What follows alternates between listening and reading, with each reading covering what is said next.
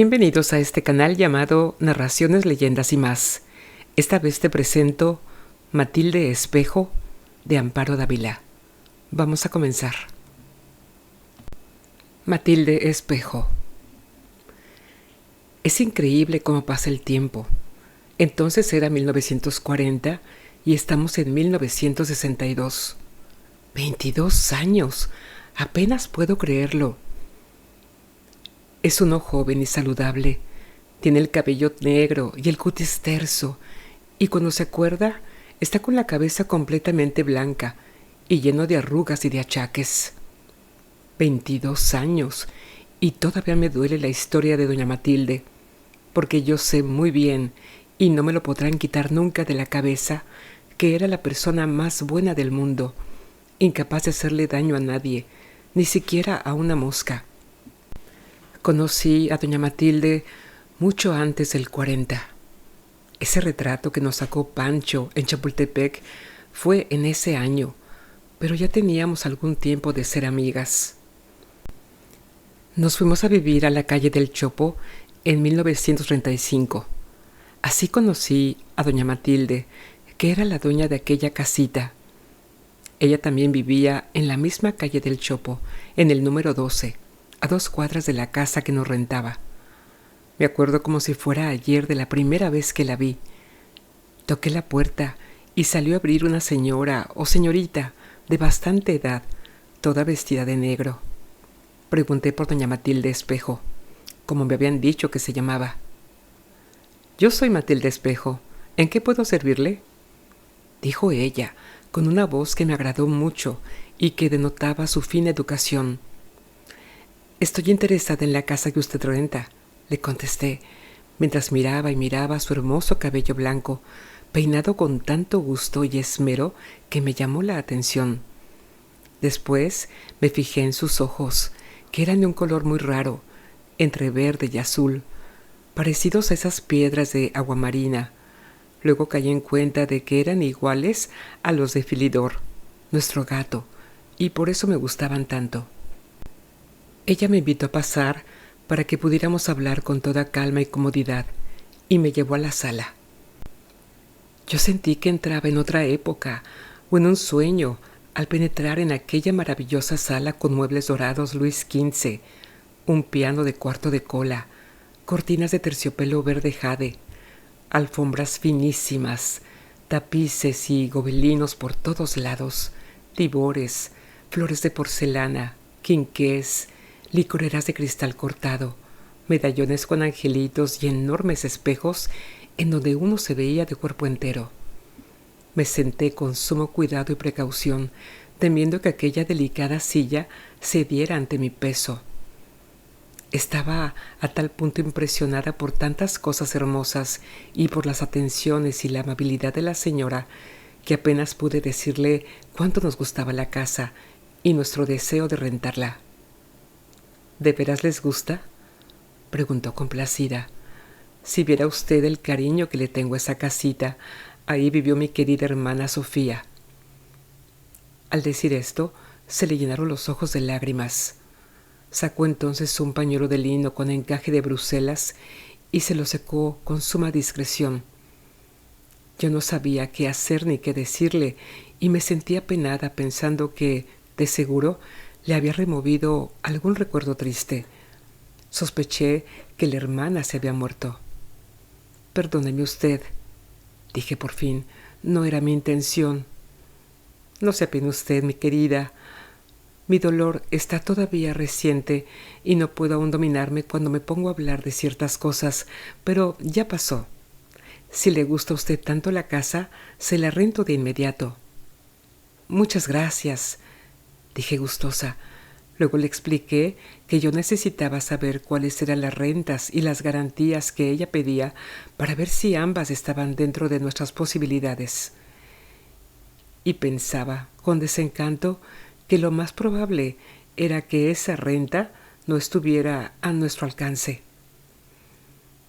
«Las garantías que pido son solo el cumplimiento puntual de los pagos, nada más», dijo ella, «y la renta es lo que ustedes puedan pagar, es decir, lo que tengan asignado para ello». Debe de haberse dado cuenta de la sorpresa y estupor que me causaron sus palabras, porque dijo: «Piensa usted seguramente que soy muy bondadosa, pero no es eso. El que a usted le guste tanto la casa lo explica todo. Yo deseaba rentarla a alguien a quien le gustara de verdad y supiera apreciarla, porque quiero que se conserve como está, sin ser destruida. No sabe usted cómo la cuidaba mi pobre hermana». Al despedirnos me dio la mano, una mano pequeña y tan suave y tersa como la de una niña. Yo apenas la toqué porque temí lastimarla con la mía, tan áspera, tan tosca, como de campesina. Inmediatamente nos mudamos a la casa del Chopo. Daba gusto ver cómo nos lucían ahí los muebles que, a decir verdad, no era gran cosa y ya estaban bastante usados, sobre todo el ajuar de la sala que compramos cuando nos casamos y que tenía el tapiz muy decolorado y rasguñado por Filidor y Titina.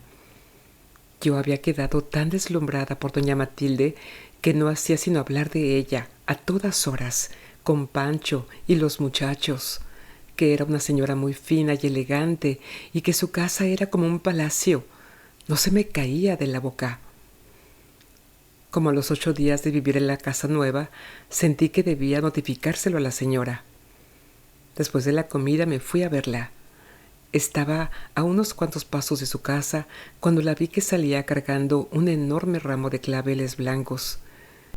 Quise regresarme, pensando que no era oportuno interrumpirla, pero como ella ya me había visto, me acerqué y la saludé.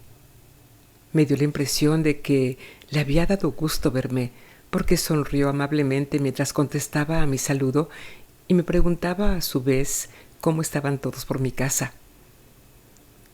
He pasado solo a comunicarle que ya estamos instalados y al mismo tiempo a ponernos a sus órdenes, le dije. «Qué amable es usted, querida. No sabe cuánto agradezco su gentileza y me apena muchísimo no invitarla a pasar, pero mire usted», dijo, señalando los claveles, «ahora salgo a llevarles estas flores a mis queridos muertos. Dígame usted si mañana le sería posible tomar conmigo una tacita de té». «Claro que sí, muchas gracias», me apresuré a contestarle, entusiasmada con la idea, ya que eran pocas o ninguna la oportunidad que tenía de relacionarme con personas de la categoría de doña Matilde. Las señoras que yo trataba eran las esposas de los músicos compañeros de Pancho, y nada más. Al día siguiente, después de la comida, me vestí y arreglé lo mejor que pude. Hasta el corsé me puse, pues siempre he creído que uno debe de estar de acuerdo con el lugar y las personas que vas a visitar. Y como doña Matilde era una gran dama, yo debía presentarme ante ella lo más decorosamente posible. Pancho estaba dando una clase de violín cuando me oyó salir y se sorprendió de verme tan prendida. «¿A dónde vas tan emperifollada?», preguntó mirándome por arriba de sus lentes. «Voy a tomar el té con doña Matilde Espejo», le contesté sintiéndome bastante importante y satisfecha. Doña Matilde me condujo hasta la sala tomándome del brazo, con tal atención y afecto como si yo hubiera sido una señora de su misma clase y muy amiga suya. Eso es algo que jamás olvidaré. Me hizo sentar junto a ella en el sofá para que estuviera más cómoda y se dispuso a servir el té mientras me preguntaba por Pancho y los muchachos. Nunca había tomado un té más rico, así se lo dije a doña Matilde. «Me alegro mucho de que le guste, querida. Es un té delicioso que yo adoro, un té chino de pequeñas flores silvestres, difícil de conseguir y bien caro. Pero, ¿qué quiere usted? Estoy tan mal acostumbrada a las cosas buenas que me es imposible privarme de ellas. Le aseguro a usted que soy capaz de cualquier cosa antes que prescindir de mis pequeños vicios». Esto lo dijo con mucha gracia y con un encanto especial que lo cautivaba a uno. De una cajita de lámina roja me ofreció un cigarrillo. «Es otro de los vicios», dijo sonriendo, «uno de los tabacos más rubios que existen en el mercado y tan suaves que jamás lastiman la garganta. Pruébelos usted, estoy segura de que le gustarán. Acepté uno de los cigarrillos observando cómo ella colocaba el suyo de la manera más delicada en una larga boquilla de marfil. Después del té, tomamos coñac, mientras ella me mostraba un álbum de familia lleno de fotografías de caballeros y de damas sumamente elegantes y muy distinguidos, y me iba explicando quiénes habían sido, pues todos habían muerto ya. Conocí a su hermana Sofía, la que vivió en nuestra casita, a su mamá y a su papá, a sus 2 hermanos también. Entonces me di cuenta de que eran pasadas las 6 de la tarde y me dije que debía marcharme, aunque no tuviera ganas, porque no era nada correcto prolongar la primera visita. Eso me lo había dicho alguna vez mi madre, y yo no quería hacer nada que no estuviera bien frente a la señora. Me apena mucho que se vaya, querida. Vivo tan sola que momentos como estos son verdaderamente inapreciables. Pero prométame usted que volverá otro día a tomar el té conmigo. Le aseguré que era un honor para mí gozar de su compañía y que volvería siempre que ella me lo permitiera. Como la semana, me llegó una nota en papel color de rosa muy fino, donde me invitaba de nuevo a visitarla. Fue entonces cuando me dijo Pancho que le parecía absurdo que yo quisiera cultivar la amistad de doña Matilde, que pertenecíamos a 2 mundos diferentes, y yo nunca podría corresponder a sus atenciones. Esto me entristeció muchísimo, pero luego me dije que si la señora me invitaba, yo no le iba a hacer un desaire, y me fui a tomar el té con ella, sin hacer caso por primera vez de lo que Pancho decía. Yo siempre respetaba y tomaba muy en cuenta todas sus opiniones, porque era más instruido que yo. Así fue como se inició aquella amistad que iba a durar por años, y a través de los cuales llegamos a querernos tanto. A pesar de que doña Matilde era una señora aristócrata y de un medio totalmente distinto al nuestro, jamás nos hizo un solo desaire y siempre nos dio infinidad de pruebas y demostraciones de cariño. Al principio nos veíamos una vez a la semana en que me invitaba a tomar el té. Después de algún tiempo comenzó a pedirme de cuando en cuando que la acompañara al cementerio a dejarle flores a sus muertos. Ella acostumbraba a ir todos los sábados con una devoción y cariño como no he visto otros. En una ocasión en que le dije cuánto admiraba su constancia, ella me contestó: que no les falte nunca flores. Es lo menos que puedo hacer por ellos, amiga mía. Debo tanto a mis queridos muertos. Siempre llevaba claveles blancos. Decía que los rojos eran para los vivos y los blancos para los muertos. Tenía una propiedad en el panteón donde estaban enterrados todos sus familiares, y no solo les llevaba flores cada semana, sino que pagaba a un muchacho para que barriera la capilla y quitara el polvo. Cuando yo la acompañaba, arreglábamos las flores en las macetas de cantera. Al terminar, ella se sentaba y permanecía un buen rato quieta y pensativa, seguramente rezando. Yo también rezaba, sin saber ni para quién, nada más por acompañarla. De regreso del cementerio me invitaba a merendar, lo cual yo esperaba con entusiasmo, pues siempre me servía algo exquisito. Una de esas noches, después de merendar, sacó otra vez su álbum de retratos y me mostró el de un caballero rubio de porte muy distinguido. Este es Wilberto, mi primer esposo.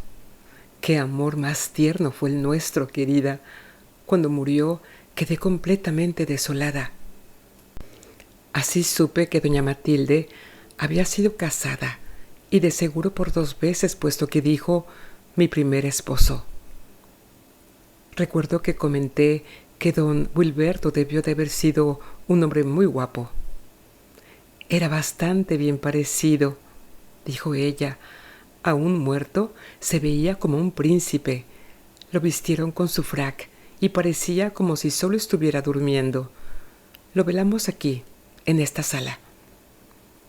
Yo no podía dejar de mirar la fotografía de don Wilberto y trataba de imaginarme cómo sería vivir con un hombre tan guapo. Y, como en la fotografía se veía muy fuerte y lleno de vida, pensé que tal vez había sufrido algún accidente y se lo pregunté a doña Matilde. No, querida, me contestó ella. Se fue acabando poco a poco, como una vela que se consume lentamente. Pancho y yo siempre nos preguntábamos por qué, siendo una dama de tan buena posición y con una casa tan elegante, no tenía sirvientes de planta. Solo había una señora de entrada y salida que le hacía la comida y le arreglaba la casa y su ropa. El huerto ella misma lo cuidaba. Nunca entendí cómo podía hacerlo con aquellas manos tan finas. Cuando le tuve más confianza se lo pregunté. Amo mi soledad, querida, tan llena de recuerdos, y me molesta la presencia de ciertas gentes. Nosotros pensamos que por tener tantas cosas de valor, tal vez desconfiaba de la servidumbre. No dejaba también de parecernos extraño el que no tuviera amistades entre las gentes de su misma clase, o por lo menos que nunca las frecuentara, y que viviera tan aislada. Pero, como ella misma lo dijo, le gustaba estar sola, con todos sus recuerdos. Al principio, yo era la única de mi familia que llevaba amistad con ella. Con el tiempo, también Pancho comenzó a tratarla y a admirarla como yo.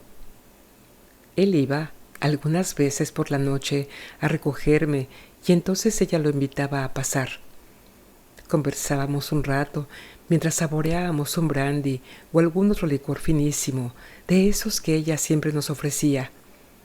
Doña Matilde adoraba la buena música y, según me di cuenta, por lo que platicaban Pancho y ella, conocía bastante. En su juventud había tocado el piano, nos confesó una noche, pero hacía muchos años que no lo tocaba, por lo que ya debía de estar completamente desafinado y sordo.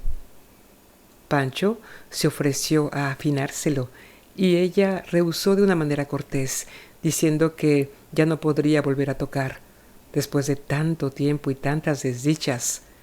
Sin embargo, una noche ella misma le pidió a Pancho que cuando pudiera le diera una revisada al piano. En 2 o 3 veces mi marido le dejó como nuevo ese piano y le sacó unas voces que daba gusto. Un día Pancho llevó su violín y cuando menos acordé se pusieron los dos a tocar. Cómo me acuerdo de ese tiempo y de las cosas tan bellas y sentidas que tocaban. La serenata de Toselli, para Elisa, la estrellita de Ponce. La primera vez que tocaron la serenata, doña Matilde suspiró con mucha tristeza al terminar la ejecución y las lágrimas asomaron a sus ojos. «¿Cómo le gustaba esta melodía a mi querido Reinaldo?», nos dijo conmovida. «¿Hermano suyo?», preguntó Pancho. «No, amigo mío, Reinaldo fue mi segundo esposo», contestó ella, y nos mostró una miniatura de un caballero muy distinguido, con grandes bigotes oscuros y unos ojos de mirada penetrante. «¿También murió?», le pregunté. «Sí, querida, mis 3 maridos murieron. El último, Octaviano, hace apenas 5 años. Desde entonces solo vivo de recuerdos y añoranzas», dijo con voz tan desalentada que Pancho y yo no encontrábamos la manera de distraerla y quitarla de pensar en sus infortunios. Algunos domingos o días festivos íbamos los 3 al bosque de Chapultepec a pasear por la calzada de los poetas o la de los filósofos, que eran sus preferidas. Nos sentábamos en una banca a la sombra de los altos árboles y ella nos contaba de los lugares maravillosos que había conocido cuando fue con sus padres y sus hermanos al viejo mundo. Qué bonito conversaba. Se iban las horas oyéndola. Parecía que uno estaba viendo aquellas bellas ciudades o paseando en una góndola en Venecia, en donde decía que habían vivido un año. También nos platicaba de los hermosos conciertos que había escuchado en los mejores teatros del mundo y de las óperas fastuosas. Era increíble cuántas cosas había visto y sabía doña Matilde, y todo eso lo contaba sin presunción, y no como otras gentes que yo he conocido y que solo tratan de deslumbrarlo a uno y hacerlo sentir ignorante y sin cultura.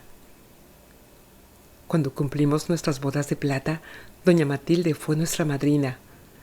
¡Qué día fue aquel! Por la mañana la misa, con la iglesia llena de flores que ella envió y una música como no recuerdo otra.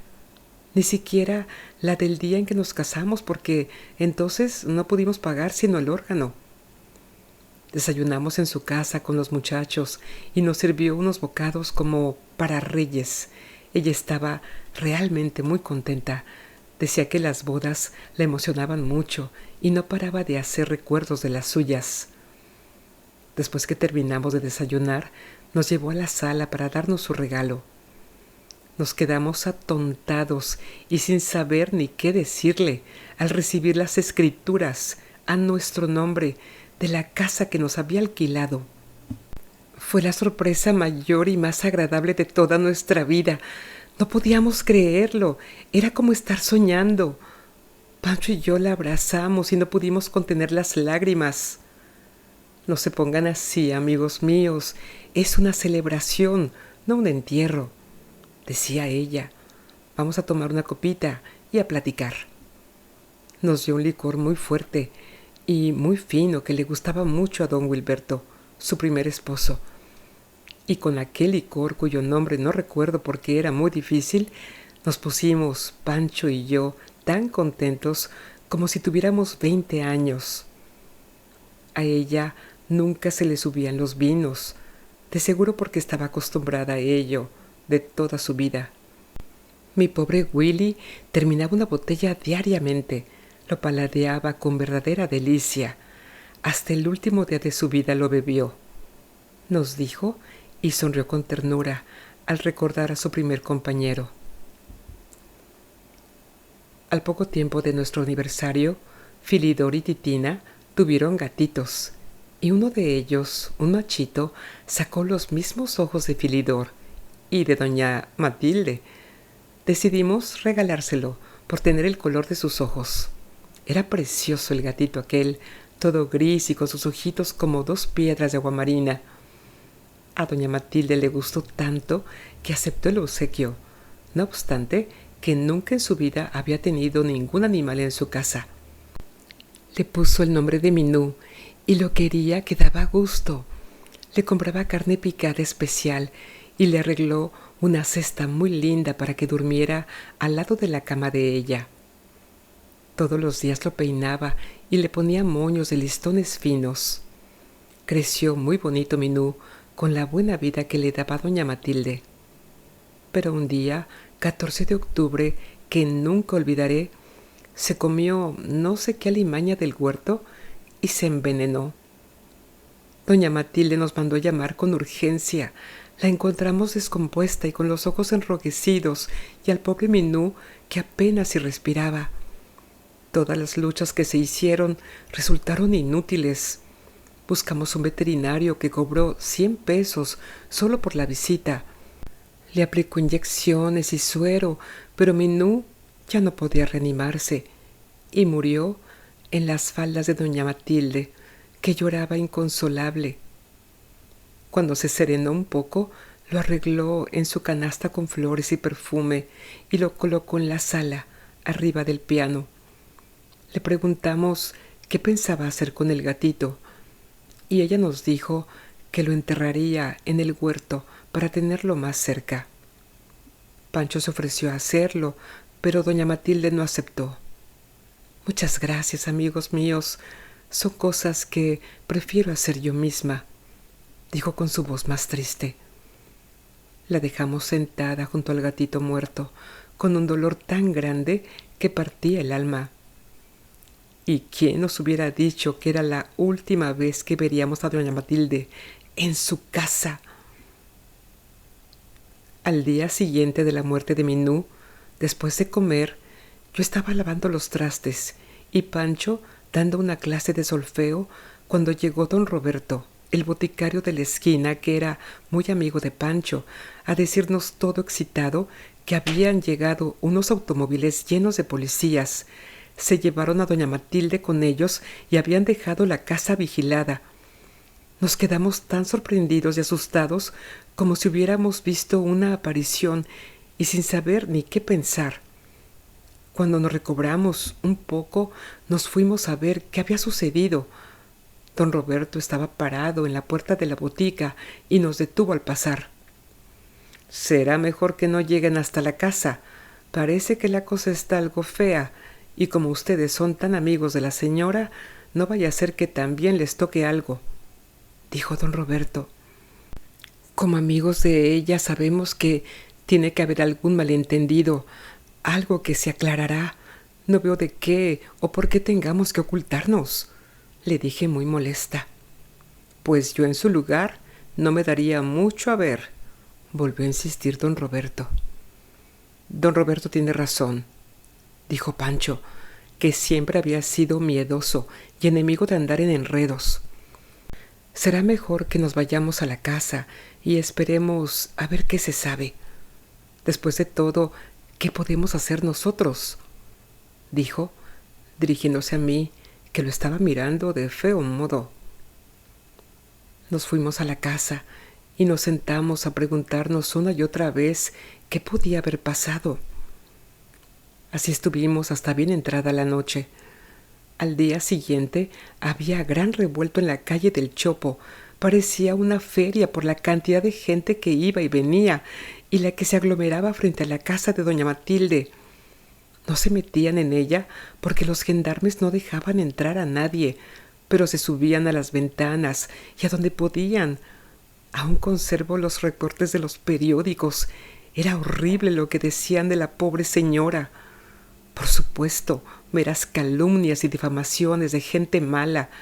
Alguien, yo creo que unos vecinos que no la querían y siempre estaban buscando la manera de molestarla porque nunca se relacionó con ellos, dieron parte a la policía de que la señora estaba haciendo un entierro en el jardín de su casa. Entonces fueron los agentes y aprehendieron sin más ni más a doña Matilde y escarbaron el huerto. Y claro que encontraron la cajita con el pobre Minú y unos esqueletos humanos, que fue por lo que hicieron tanto escándalo, inventando las cosas más espantosas. Seguramente, como me explicó Pancho, aquellos esqueletos serían de algunos pobres indios, de los que los españoles sacrificaron por montones y enterraron por todas partes. Pero con la buena e indefensa señora se ensañaron los periódicos, la policía y los malos vecinos. Nosotros malicíamos que a lo mejor lo que querían era que ella les diera una fuerte suma de dinero para que se quedaran callados, lo cual sucede con mucha frecuencia. Para complicar más el asunto, aparecieron dos güeras que, según decían los periódicos, eran las hijas del difunto don Octaviano de los Monteros, el último esposo de doña Matilde. Y estas señoras o señoritas, sabrá Dios lo que hayan sido, abrigaban dudas de que su padre no hubiera muerto de muerte natural y pidieron a la policía que se hiciera una investigación exhumando el cadáver de don Octaviano. Alegaban que su padre le había dejado su fortuna íntegra a doña Matilde y a ellas ni un solo centavo, lo cual resultaba sumamente extraño porque su padre las quería mucho. Como ellas se encontraban estudiando en un colegio en Suiza, cuando el señor murió, siempre habían sospechado de doña Matilde. También decían que era demasiada casualidad que sus tres maridos hubieran muerto de manera misteriosa, de enfermedades que nunca se supo qué habían sido, y que no solo ellos, sino otros parientes de doña Matilde murieron de igual forma, que todos eran ricos y ella siempre quedaba como única heredera. parecía que de pronto todo el mundo se hubiera vuelto loco. Fueron al cementerio y sacaron de sus tumbas a los parientes de doña Matilde y se pusieron a analizar huesos y cabellos y cuanto encontraban. Entretanto, era espantoso lo que decían los periódicos de nuestra querida amiga. Asesina a sus 3 maridos y a sus parientes para quedarse con las herencias. Cuando inhumaba a un gato, se le descubrieron sus crímenes ocultos a través de los años. Y más cosas tan terribles y crueles como estas. Pancho y yo hicimos infinidad de luchas para que nos dejaran verla, pero no nos lo permitieron. Las hijas de don Octaviano aseguraban que no escatimarían nada hasta no averiguar la verdad sobre la muerte de su padre. Nosotros comentábamos que lo que se proponían era apoderarse de los bienes de doña Matilde, lo cual estaba tan claro como el agua, y por lo mismo ponían tal empeño en decir las cosas más horribles sobre ella. A los pocos días salió en los periódicos que se habían encontrado vestigios de arsénico en los cadáveres del cementerio, en los encontrados en el huerto y hasta en el gato, que doña Matilde los había asesinado suministrándoles pequeñas y diarias dosis del veneno. Era de no creerse hasta dónde llevaron las calumnias y la voracidad de las hijas de don Octaviano, quienes sin duda sí pagaron a los periódicos y a los jueces. Pancho me explicó que los huesos y los cabellos de aquellos esqueletos ya no podían tener más que cenizas después de tantos años, especialmente don Wilberto, el primer esposo de doña Matilde, y sus 2 hermanos, que llevaban más de 20 años de muertos. Cómo nos dolía que no hubiera nadie que hiciera algo por doña Matilde.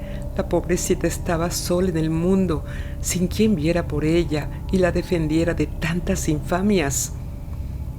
Nosotros suplicábamos que nos dejaran hablar en su favor, pero nunca nos hicieron el menor caso ni nos tomaron en cuenta. Los periódicos siguieron publicando cosas y más cosas mientras duró el juicio. Por fin la declararon culpable de la muerte de sus 3 maridos, 2 hermanos, la hermana, un tío y una tía. 8 personas en total, y nuestra pobre amiga, que era de veras la persona más bondadosa y buena del mundo, incapaz de matar una mosca, y que había llorado tanto por la muerte del gatito, quedó sentenciada por asesina maniática y peligrosa a prisión perpetua. Después supimos que habían vuelto a colocar a los muertos en sus nichos, en la propiedad de doña Matilde, menos a don Octaviano, al cual sus hijas se llevaron a otra tumba. A los esqueletos que encontraron en el huerto y que inventaron que eran los de un tío y una tía de doña Matilde, que vivieron con ella y que de la noche a la mañana habían desaparecido sin que nunca nadie diera razón por ellos, los pusieron en la bóveda de don Octaviano, que estaba desocupada. Un día logramos verla. A través de las rejas de fierro ni siquiera pudimos abrazarnos. Se había consumido por completo. Aparte de sus 75 años y de su delicado físico, aquella pena tan terrible la había deshecho.